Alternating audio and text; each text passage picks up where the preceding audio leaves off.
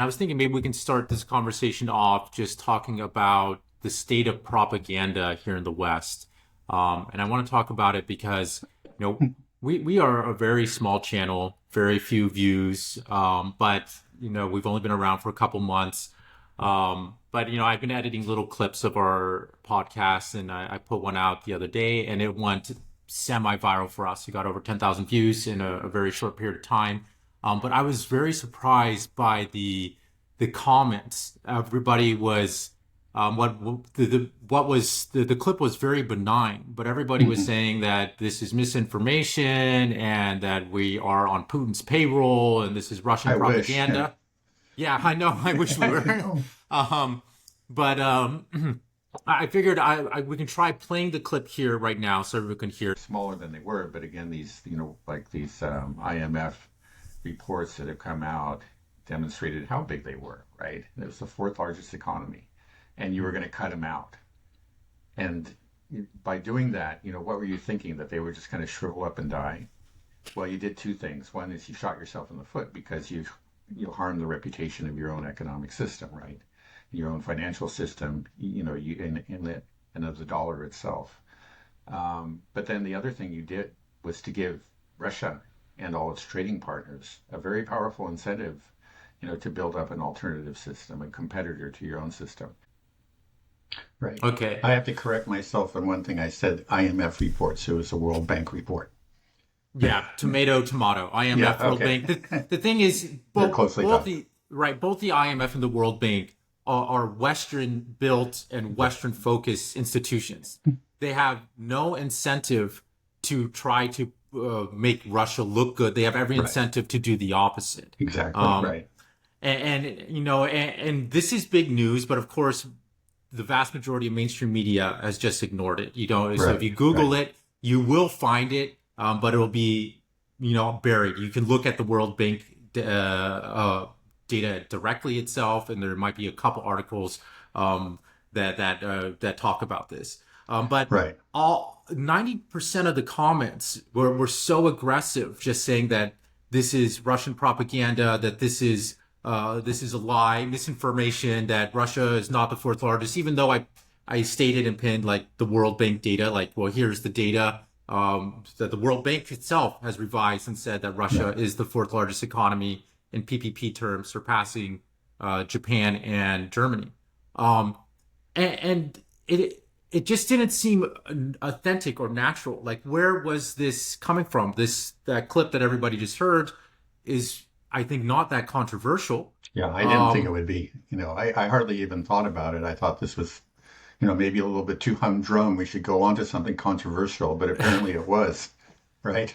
yeah, right. So it made me just think, like, where is this coming from? Is this an organic response in your opinion, or is there something that is more nefarious behind it? I started thinking that is all this money that's being funneled into Ukraine, is a lot of it, we've talked about before, the Ukraine war for the West, it's all about PR. A lot of it is it trying to control the narrative so they have people online to try to suppress any positive news about Russia to keep their narrative going and support pro-Ukrainian messages. Right. What are your thoughts? Well, I think first of all, I think it shows the ignorance of the average news consumer in the West. I mean, I think that a lot of people that were simply reacting out of ignorance, they hadn't heard anything about it. They had only heard that, uh, um, basically that Russia was a joke country. It was Nigeria with snow. It was a gas station masquerading as a country. It was doesn't even have the GDP of Italy, and possibly, you know, um, now this report again, it was by a very much a globalist institution. What could be more globalist, and kind of Western oriented, really, than the World Bank? But it got, as you discovered when you went to research it, it just got very little, almost no play. So the average consumer never heard about it, and they still have this impression of Russia having a puny economy and just being a pathetic country. Um, so I think that most of it just comes out of ignorance. I'm actually surprised because I was assuming that this kind of I heard about it through my usual sources, which are tend to be Russia friendly or just, let's say, um, dissident friendly. I tend to go to dissident news sources first, but I also do try to keep a foot in the camp of the establishment and see what they're saying. I just assumed that it got us some play. It's just, hey, it's the World Bank. This is big news. But it didn't. It was basically suppressed. And the average news consumer knows nothing about it. And I think that's really a startling, revelation. I mean, it tells us, it's a reminder of kind of the depths to which our media have fallen. We are becoming increasingly like our old Soviet nemesis, which was very well known and constantly ridiculed by us in the days of the Cold War as being afraid of all kinds of news, suppressing news, keeping their people ignorant. Well, it seems to be me that that we're doing the same. But you said there may also be something nefarious about it because there clearly are efforts to counter misinformation. There are all kinds of NGOs and pressure from politicians to um, to fight the Russian narrative. The Putin's talking points. Whatever they want to call it. In other words, the news that's just not welcome to the establishment in the West. So we do have these NGOs. We do have you know government agencies, and like in Ukraine, there are agencies funded by the West that spend their time, just simply battling so-called Russian misinformation, basically just trying to suppress news that puts Russia in a positive light and, push the Ukrainian and Western narrative. So it's possible that some of that reaction was from those people. I'm flattered, but it's certainly possible. It's known because it's known that this happens. Recently there was a news story. Again, I saw it from one of my dissident sources, but I checked. It appeared in Reuters. You can go to Reuters news agency, a British news agency. It was Hmm. revealed that that the Pentagon actually um, trash talked the Sinovac, the COVID vaccine developed by China.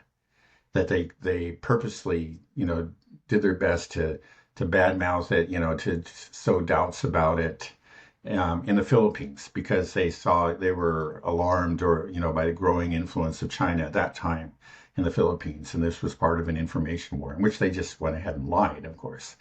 But that's just one thing. This one effort was exposed, but who knows how many other efforts that the Pentagon and other government agencies engage in.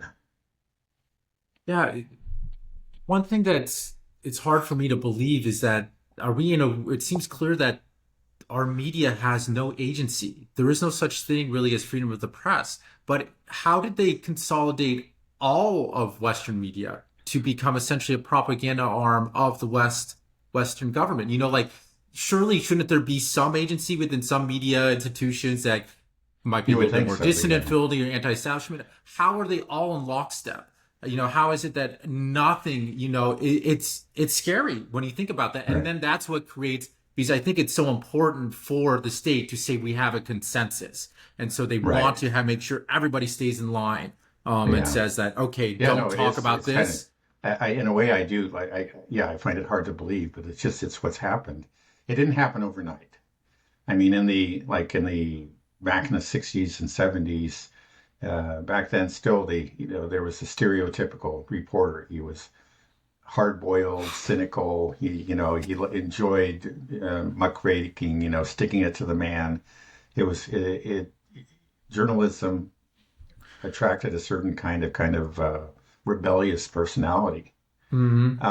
But that has changed over the years. I think maybe for different reasons. Part of it is economic. There's been growing centralization, which makes it easier, of course, for the government to control the media.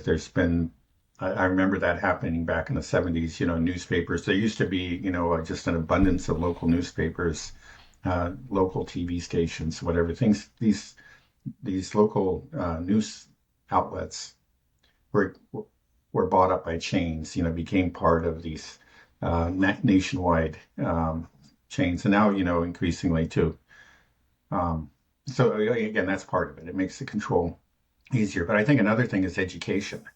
It's just that education is, like journalism schools have been, and undergraduate and graduate institutions in general have been turning out people who are um, really think it is their duty to um, really to serve the government, to be, subservient to the elite.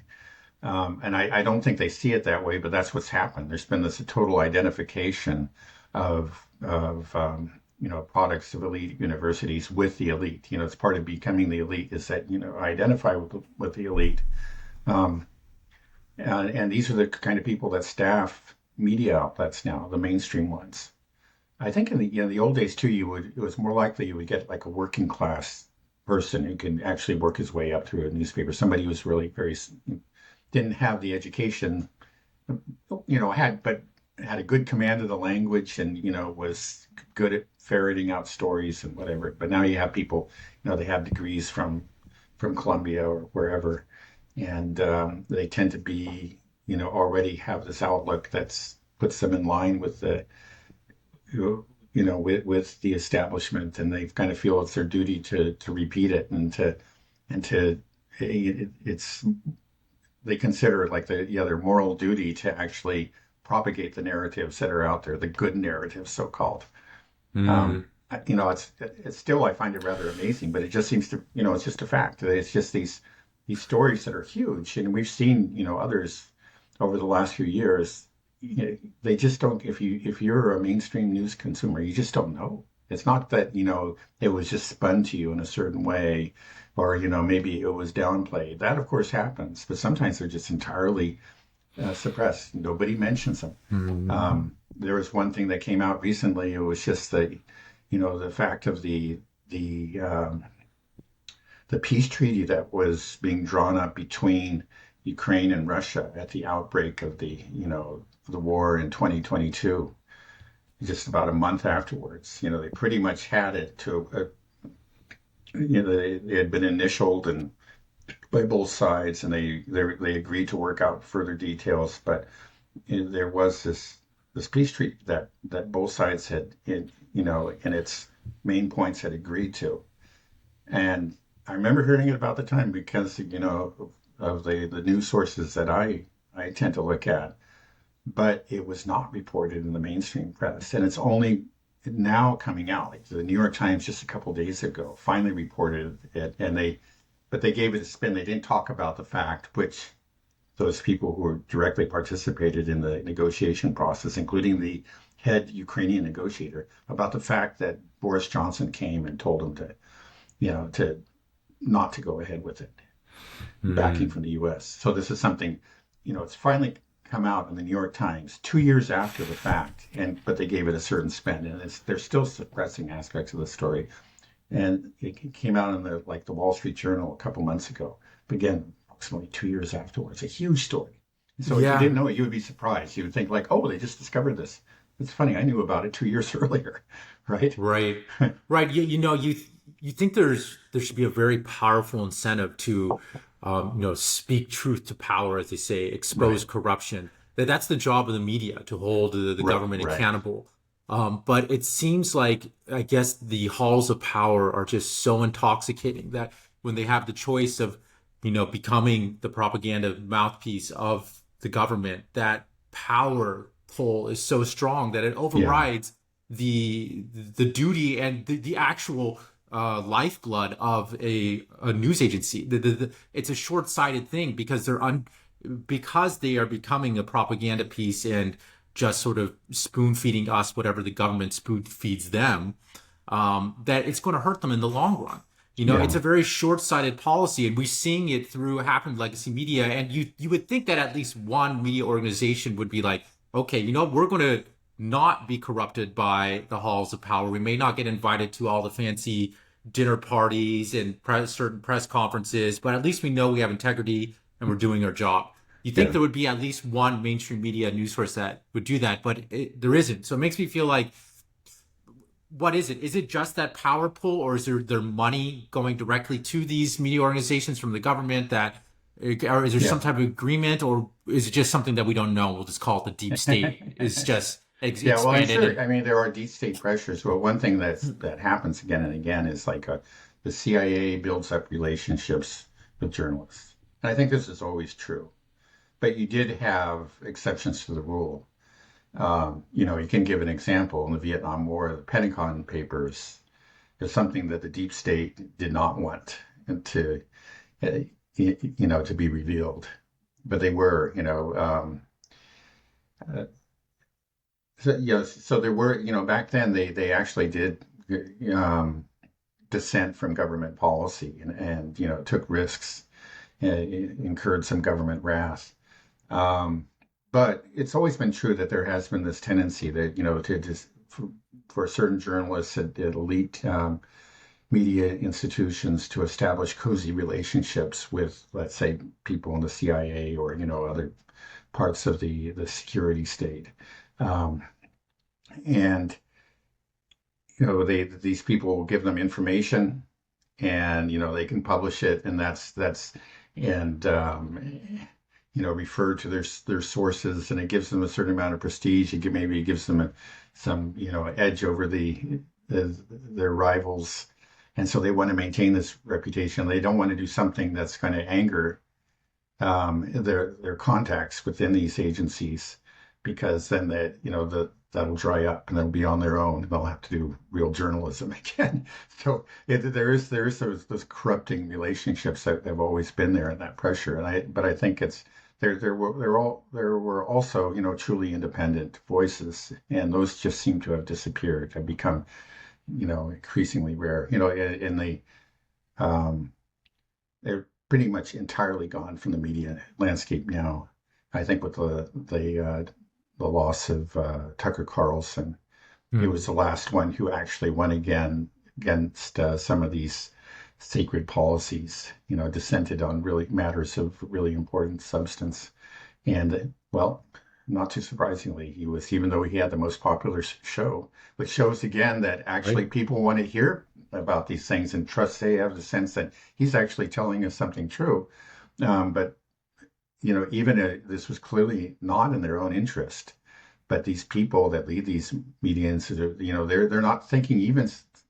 Sometimes they'll even go against the bottom line. They want to maintain those relationships, with their counterparts in the government, and also I think again because they identify so much with it, they agree. Their people are telling, "Oh, this Tucker, he's doing terrible things. He's really, hurting our cause." And I know he's making money for you, but you've got to do the right thing and get rid of him. And I think they respond to that because they identify so much with the establishment.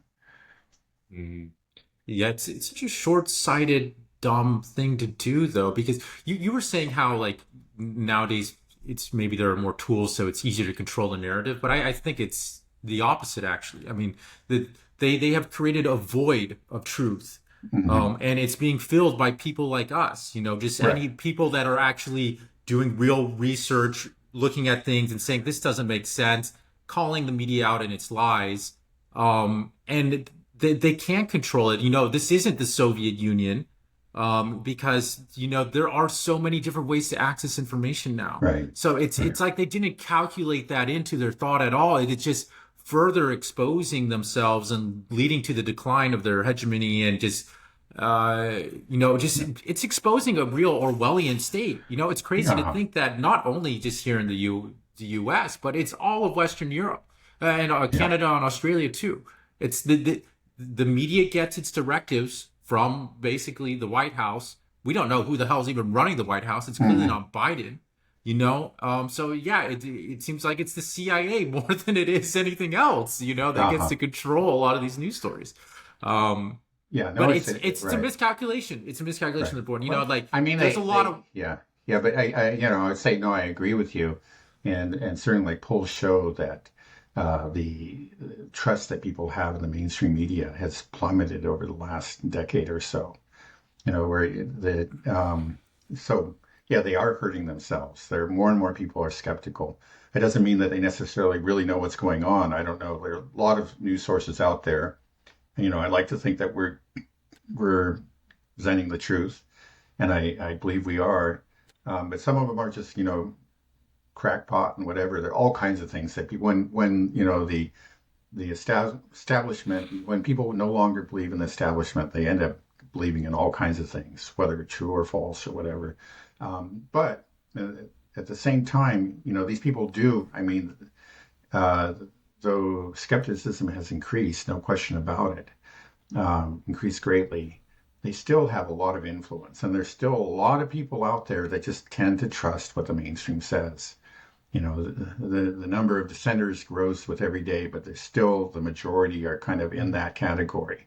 Maybe they're not quite so, they don't have the trust that they used to, but by and large, they believe what the mainstream media tells them, Mm, whether it's so-called conservative or so-called, liberal. Um, and then within the establishment, you say, okay, these people tend to be quite smart, well educated, but by and large, they're the ones that kind of wrap themselves most completely in the mainstream narrative, who are entirely within the mainstream bubble.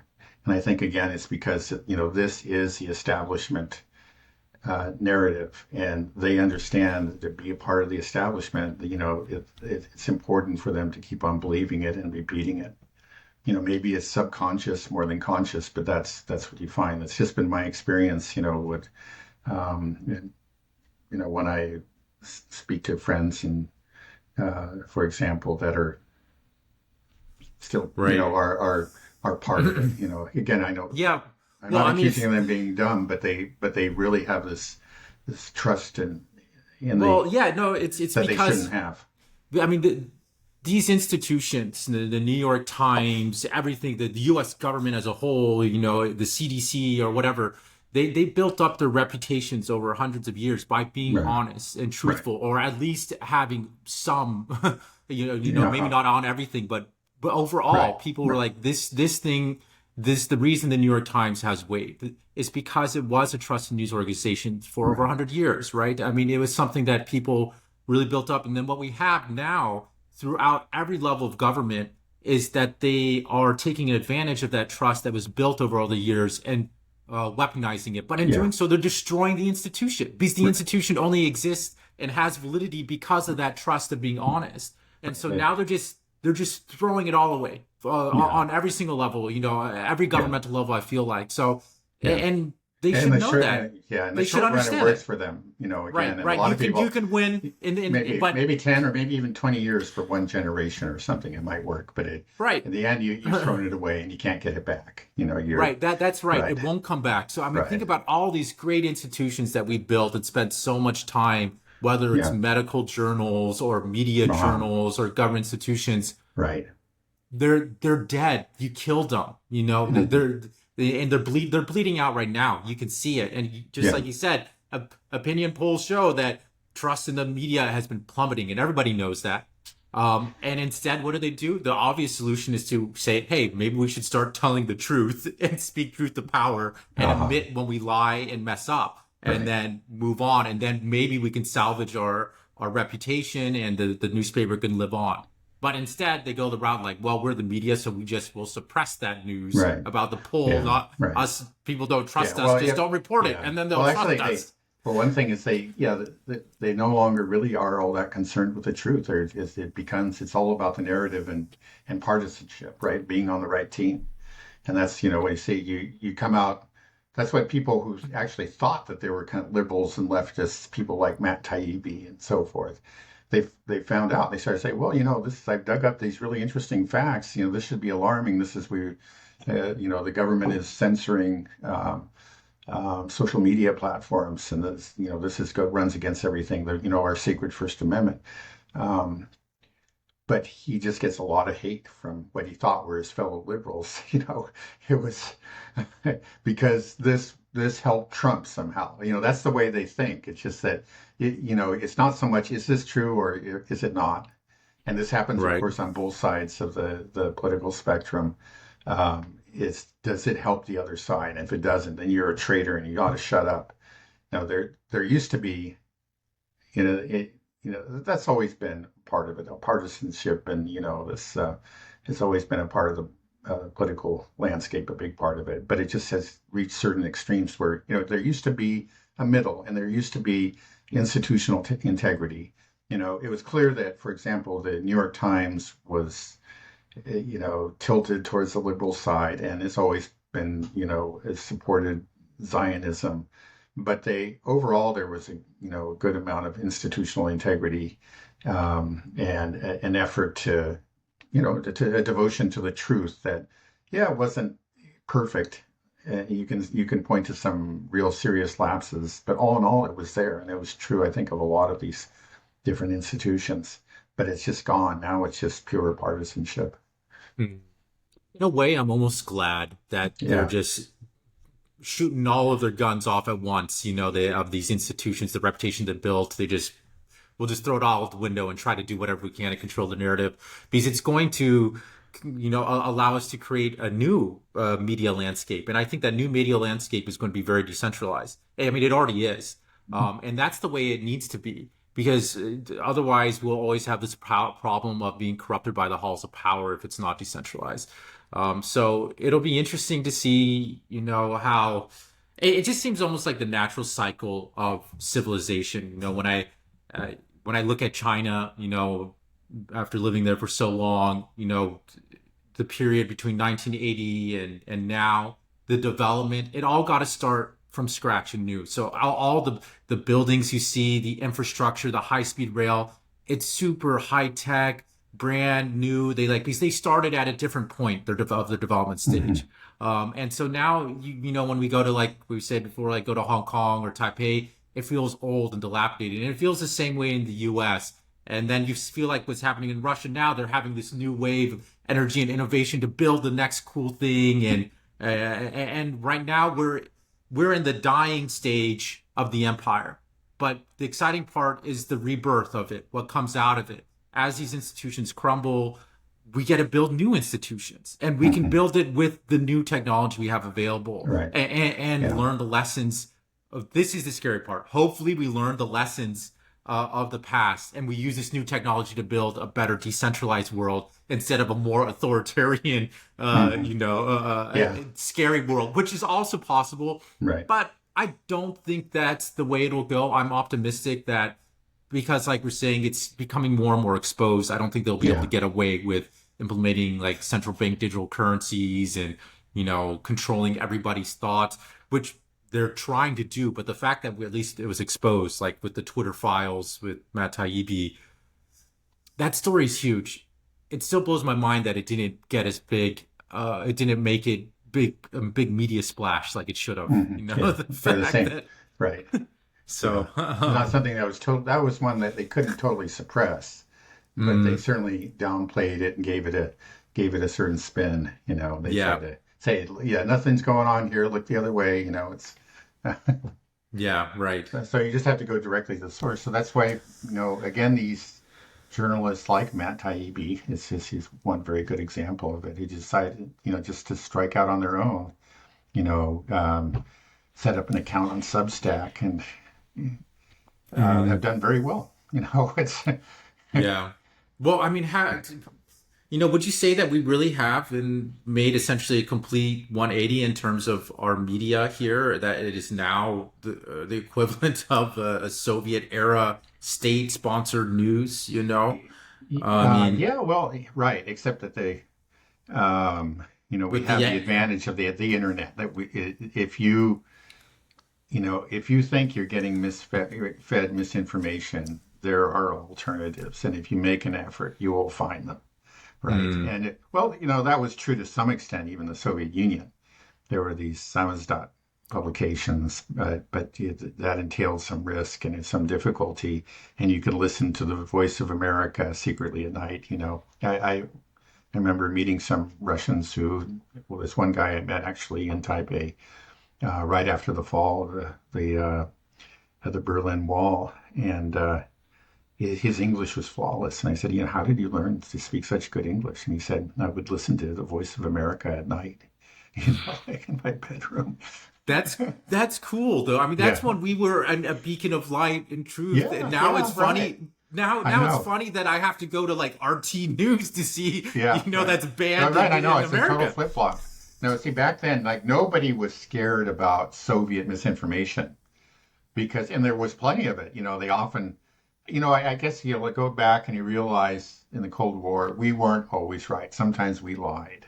Sometimes the Soviets were telling the truth. But all in all, I think, we were the truth tellers by far, far more than the Soviets were. And they did indulge in a lot of lying and just suppression of facts. And, there were these Soviet news agencies, but nobody was worried about anybody reading them because, we just knew that that was propaganda and and it was so easy to find out what was really going on in their own countries. So there wasn't an incentive to secretly listen to a Soviet broadcast at night.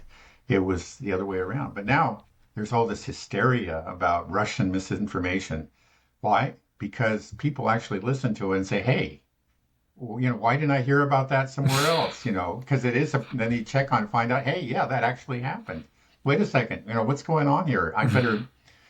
And it's not Yeah. just, it's not just RT, but like Press TV from Iran and what is it, the Global Times, and they you say they all have their spin, but they're actually their so-called propaganda by and large is actually just actually doing real reporting. You know, Hmm. Right. Yeah, I mean, just that little clip like we sent out. I think the reason it did well was because it made sense to people, and it was something that they never heard. That was just like, whoa, how come I never heard this? And this makes perfect sense when you think about it. In those 43 seconds, should be very non-controversial, very right? concise, I and it's didn't even very think about it. rational. It makes complete sense, and it's happening. It's you can verify it as well. So, Right. but like I said, it's just not being. There's just a hunger for it. So once it starts to people see the truth, they like it, and then what's scary is what you see is then you have what it looks like essentially government paid uh, people to suppress that information and label it as misinformation and to comment on it and to downvote it without actually stating what is wrong or just Uh-huh. lying about it. And 90, I feel like 80% of the comments were saying that we're lying and misinformation. 10% were kind of supportive, and 10% were maybe making fun of your looks, which were accurate. So I think Okay, there well was that's fair. those guys were right on. So Right. so okay. Anyways, I think we can move on from that. It's been interesting, and I'm sure we're going to have a lot. This journey is just beginning. Right. So I'm sure we'll get into a lot of heat further down the road. We'll just roll with the punches.